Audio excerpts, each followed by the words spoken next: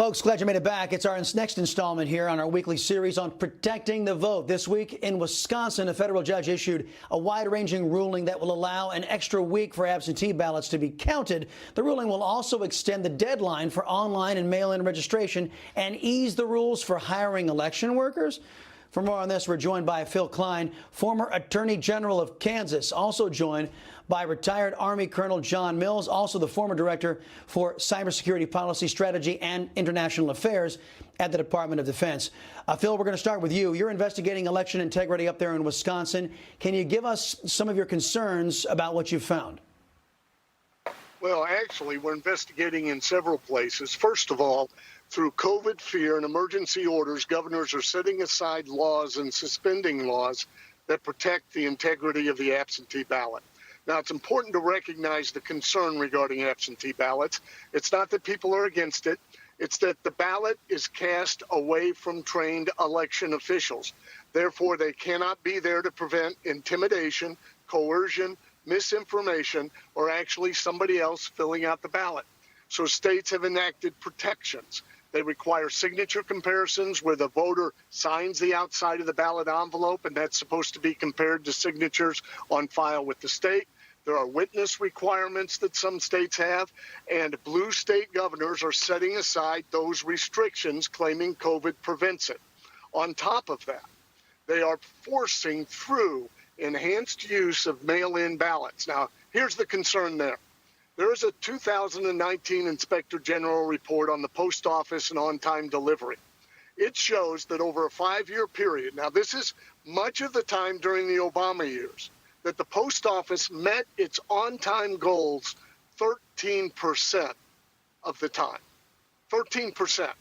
So to push all of this into mail-in ballots when the post office isn't going to work and eliminate restrictions, you're calling for and creating chaos on election night. And that's really unfortunate that there are those who are pushing for that. Well, John, why don't you weigh in on Wisconsin? This court ruling, the ruling does stipulate the ballots have to be postmarked by Election Day. I mean, I guess we could be thankful for that, right? Yeah, absolutely. And I agree with everything that Phil has said there, and I appreciate working with him on some of these matters here on this national task force we put together here. Yeah, all these are matters of concern. It was unfortunate. I learned when first being a sworn election official almost 12 years ago in Virginia that absentee ballots, and these were valid absentee ballots, were usually not even counted unless there was a contested race. So oftentimes they were essentially not even counted unless there was essentially a challenge. But all of these are concern. Yes, it is postmarked, but it has to have all these other criteria met for it to be really considered a lawful vote. There is just too much room for malfeasance in this situation. Great concerns here. Yeah, Phil, and you know what? Those who are raising concerns are met by a biased press who says there's no evidence out there of voter fraud, but we've got 96 off Highway 96 outside of Green Bay.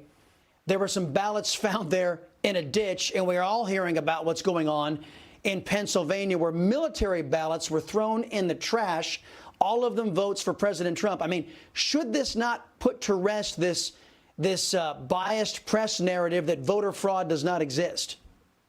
Well, it's just nuts. Voter fraud has existed since the first elections. I mean, Lyndon Johnson and the black box down in Texas in his Senate primary, you can go back to the ancient Greeks, and they were talking about how to cheat in elections.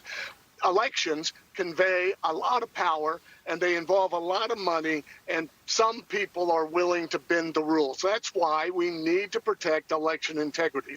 Look, Enfield, Connecticut, ballots were delivered weeks late just in the August primary. Glendale, California, just a week or two ago, a budget rental truck backs up to a culvert and unloads U.S. mail-in packages. I mean, to say that there's not a concern here is just burying your head in the sand. And I'd like to add one more thing here that is a real strong concern, and we are initiating litigation right now to prevent it. I'd encourage people to got-freedom.org to learn more.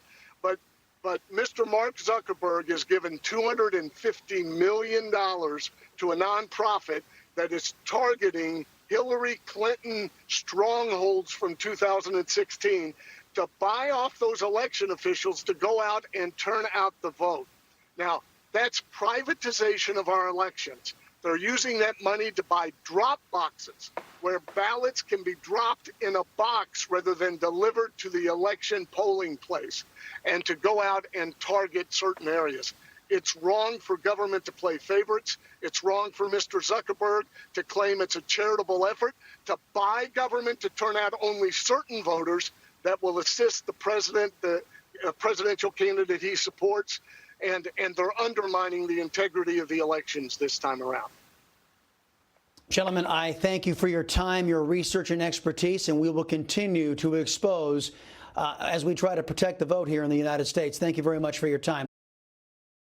You just watched Newsmax TV, America's fastest growing cable news channel, now in more than 70 million homes. You can get Newsmax TV on your cable system or check your cable guide.